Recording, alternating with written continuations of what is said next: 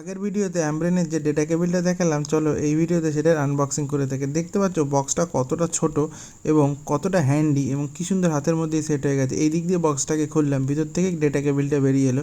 আর একটা user manual ছিল, আর কিচ্ছু ছিল না। বলে রাখি এটা 1.5 মিটার লম্বা এবং 3 অ্যাম্পিয়ার ফাস্ট চার্জিং, প্রায় 480 এমবিপিএসের ডাটা এটা ট্রান্সফার করতে পারে। সুতরাং এটা অ্যাজ এ ডেটা কেবিল হিসেবেও তুমি ইউজ করতে পারো কম্পিউটারে। যদিও আমি এটা চার্জে দেওয়ার জন্য ইউজ করেছি। দেখতে পাচ্ছ কী সুন্দর করে এটা জড়ানো ছিল এবং এর যে কর্ডটা কতটা লম্বা, 1.5 মিটার অ্যাকচুয়ালি কতটা হয় সেটা আমি বারান্দাতে দেখানোর চেষ্টা করেছি তোমাদের। এবং এই যে ডেটা কেবিলটা দেখতে পাচ্ছ কতটা লম্বা, সুতরাং তুমি খাটে শুয়ে আরামসে ফোনটা চার্জে দিয়ে মোবাইল চালাতে পারবে, কোনো অসুবিধা নেই। দেখো আমি টেনেও তোমাদের দেখাচ্ছি এটা কতটা শক্ত এবং এটা কতটার বিল্ড কোয়ালিটি কতটা সুন্দর। এই দেখতে পাচ্ছ এদিকে ইউএসবি পোর্টটা আছে আর এদিকে এখানে অ্যামব্রেনের একটা স্টিকার মতো লাগানো, যাতে এটাকে পেঁচিয়ে লাগানো যায়। এদিকে হচ্ছে টাইপ সি কেবিলটা। এই ছিল ডেটা কেবিলটা। তো ভিডিওটা ভালো লেগে থাকলে সাবস্ক্রাইব করো।